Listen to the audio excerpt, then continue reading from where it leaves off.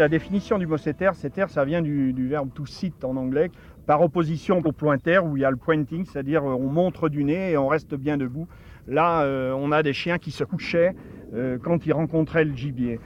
Tous les setters ou les épagnols ont des origines communes. Le chien d'arrêt ou le chien couchant est dérivé directement du chien courant. On a commencé par sélectionner des chiens qui ne donnaient pas beaucoup de voix, qui pouvaient pister, et ensuite on les a dressés à se coucher au sol, de manière à approcher le gibier pour qu'on puisse jeter un filet, ce qu'on appelait un ray dessus. Et les oiseaux étaient pris soit au filet, soit après avec les oiseaux de proie.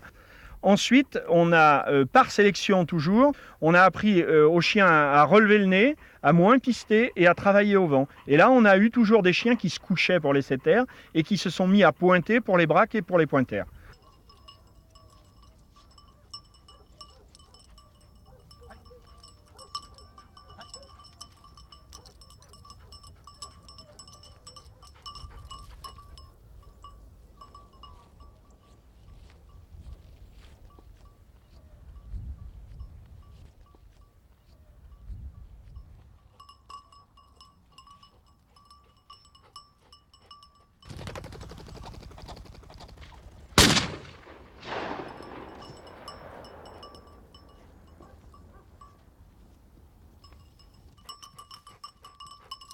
Allez, cherche.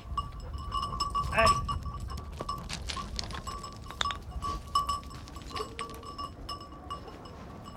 Allez. Allez.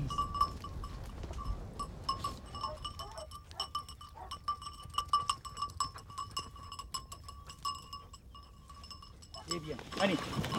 Allez. Allez. Allez. Le terrain idéal de chasse pour un setter anglais peut beaucoup varier. Ce chien-là peut exceller en plaine grâce à son pelage et à sa fourrure. Il peut exceller dans les terrains difficiles, des terrains boisés, les terrains à ronces, à broussailles, où son pelage le protège. Il peut exceller à la montagne en terrain froid et humide parce que son pelage aussi lui rend service. Il excelle aussi dans des terrains difficiles comme en Espagne, caillouteux, secs et rocailleux. Et malgré la chaleur, c'est un chien très utilisé aussi dans ces pays-là et où beaucoup d'amateurs et de passionnés commencent à se rendre compte des qualités d'un setter anglais. Les différences surtout sont dans la forme de la tête et également dans la forme de la poitrine.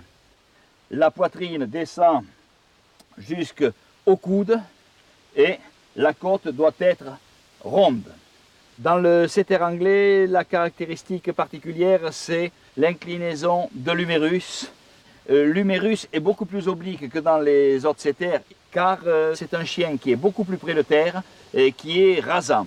Le setter anglais doit avoir un œil expressif, un œil qui est foncé et en amande. C'est un œil très doux. Et également, ce qui est important, ce sont les lèvres, la ligne du dessous, avec la lèvre qui est bien marquée, comme vous avez ici, un bel arrondi.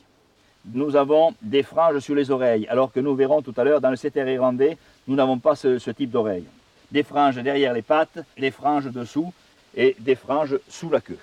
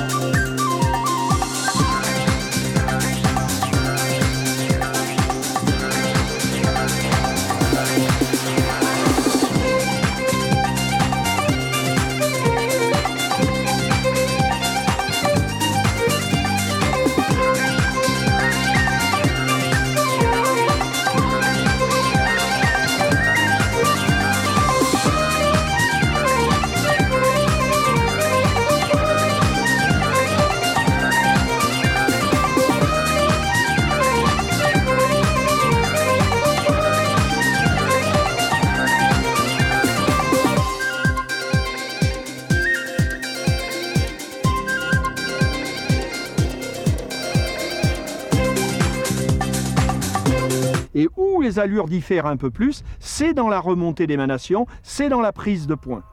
L'identité du setter anglais passe pas forcément par le fait de se coucher au bout de l'arrêt, mais bien précisément par l'action qui précède le fait de se coucher, c'est-à-dire toute la remontée d'émanation qui est féline, qui est rampante et qui amène à un arrêt très très fléchi.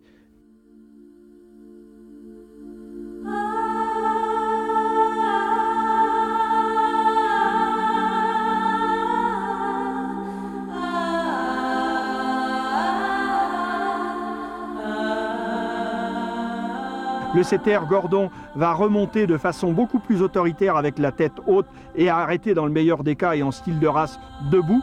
Et l'Irlandais va soit être fléchi légèrement en arrière avec le nez dans la ligne de dos, ou alors fléchi à l'inverse un tout petit peu en avant.